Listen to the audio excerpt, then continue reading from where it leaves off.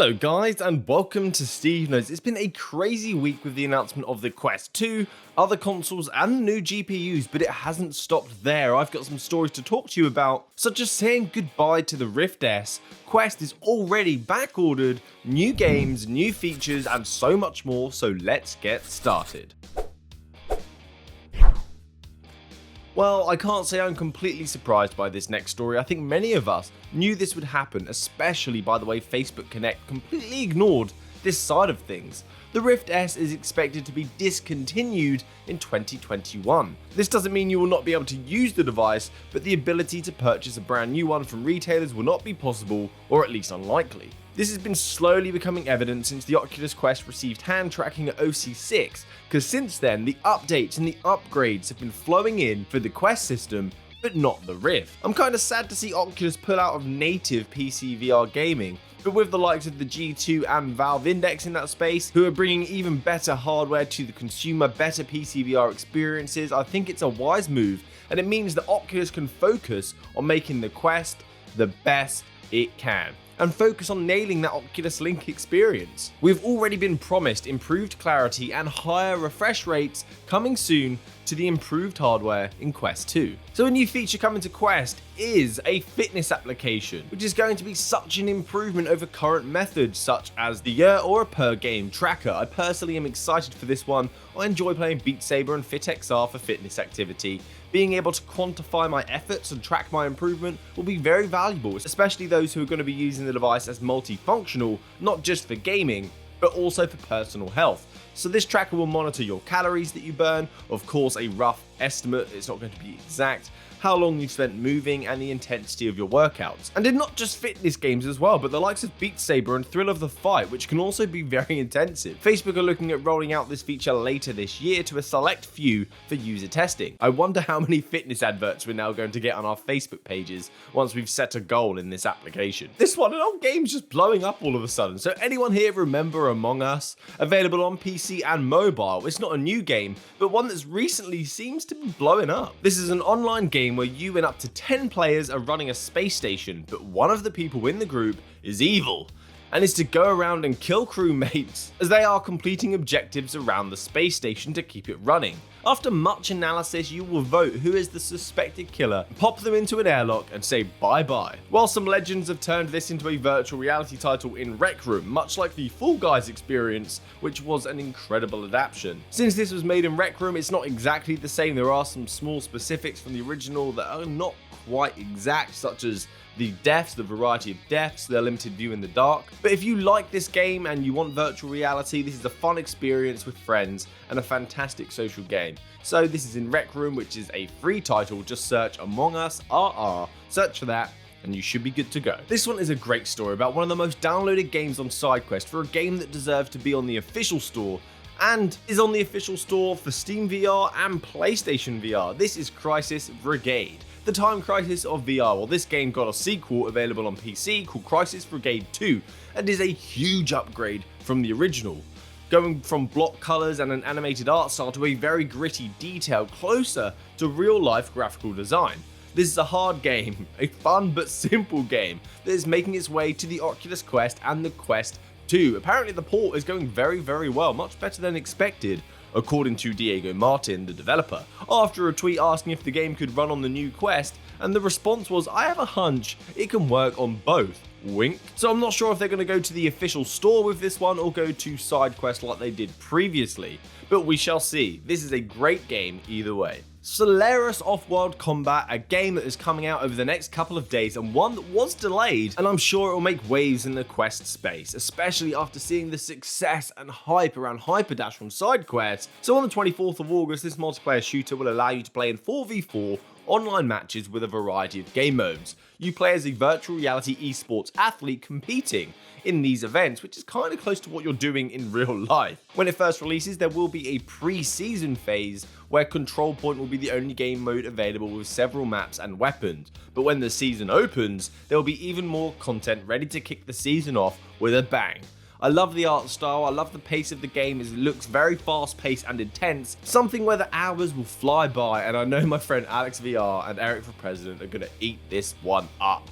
Hopefully see some of you in the arena showdown on the 24th. A quick note for PSVR owners now, the PlayStation 5 has been revealed and pre-orders have been going crazy. If you're into your PSVR gaming and are getting that upgrade, apparently you're going to be in for a treat as a new feature on the PlayStation 5 called Game Boost aims to improve the experience for some PlayStation 4 games and some PSVR titles. It is said to allow for faster and smoother frame rates, which in virtual reality is a must and is always welcome. You will also be able to transfer your PS4 library of PSVR games to the PS5 and enjoy them with better visuals. Again, I stress that will only be on select games, not every single game will support Game Boost. I'm guessing it's going to be first party titles and then a handful more. There's also going to be reduced loading times, which if you've played PlayStation VR is crucial. You wait for such a long time in those VR titles, so the faster I can dive in and play something, the happier I'll be. Now Sony just needs to dish out some more consoles, it's still sold out. Let's take a moment to talk about a VR MMORPG that has recently reached its target on Kickstarter and is now going for stretch. This game is expected to be released on PC VR, PlayStation VR, and oh yes, the Oculus Quest. This is Ilysia from Team 21 Studios, who have plenty of footage available to check out if you want to go look. It looks awesome. Here is a chance to enjoy huge expansive worlds that you explore, go on adventures in, where you will come across people from all over the world and terrifying creatures. The backstory kind of reminds you of the human race, so these people have corrupted their own world and now they seek another, so they have created portals to Ilysia. But the Ilysians do not want to suffer the same fate and fight back and fend off the invaders. Fast forward 300 or so years and this is now the world that you inhabit.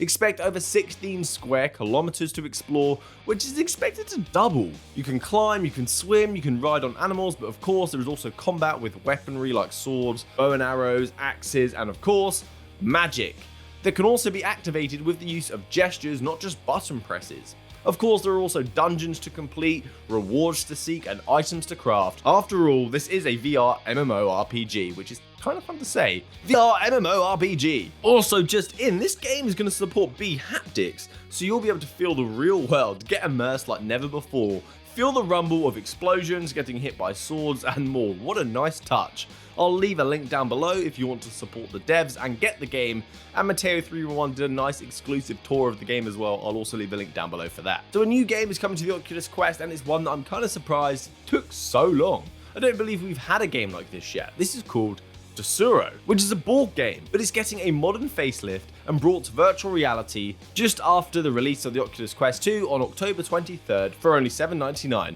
In this game you have up to 8 players and each of you have a stone or a token, and you take it in turns to place tiles down on the floor which allow you to take certain paths. The stone must follow the path before it until it can go no further. If you run into another stone, you guys are eliminated. So the aim is to be the last one standing, a Stone Royale board game. This version will support crossplay, so there should be plenty of people to play online with. I can imagine playing this with my grandpa, who is getting a Quest for Christmas. He has no choice. So this one is to do with a tool that we should be able to use for the Oculus Quest, something coming to the Quest that I'm very impressed with. They showed it at Facebook Connect, and this is the developer hub. This hub is something we can all access and use its tools, but currently it's a mess with files within directories within directories. This is how developers create games. So if Oculus can make this easier and the features more abundant to streamline the development process, we could get more games or better games, or at least games without delays. So in the new hub, developers are supposed to be able to see game adjustments faster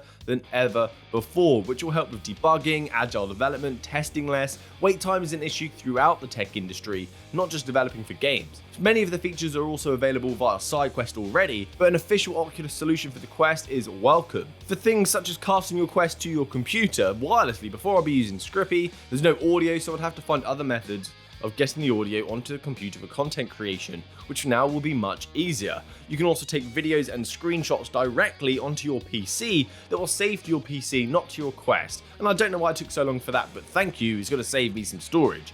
There are some notable features as well, like ADB over Wi-Fi. I know much of the community uses ADB commands to change some configurations on their Quest, not specifically to do with the development of games. There's also a proximity sensor toggle. This sensor is what determines if you're wearing the headset or not, which then activates the headset so you can use it.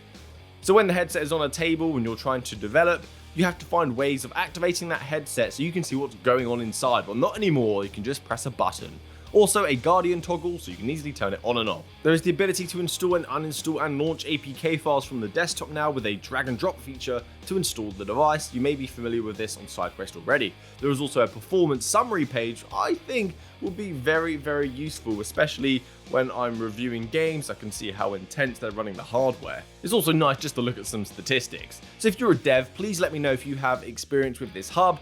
It would be great to get your viewpoint as I make apps, not games. This hub went live on the day Facebook Connect was and is available right now to download.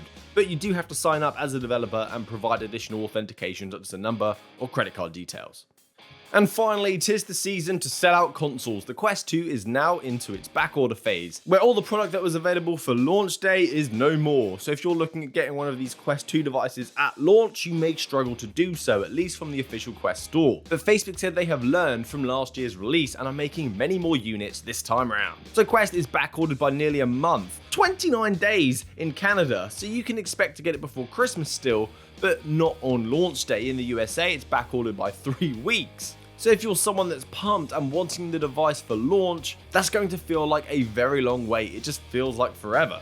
The Quest is not available in Germany. That's interesting. You know, there's some beef going on there. Ireland is also backordered. This table lays it out very nicely to see the global stock of the Oculus Quest. So if you're wanting one, I do recommend buying one now. And then if something comes up, you can at least cancel the order later. I'd hate for you to miss out. So that's it from me today, guys. Thanks for watching to the end of the video. I hope you are doing well. Please subscribe to the channel so you don't miss out on any of the latest and greatest in the virtual reality space. Thank you to my patrons, you absolute legends. Happy gaming, guys. Good day.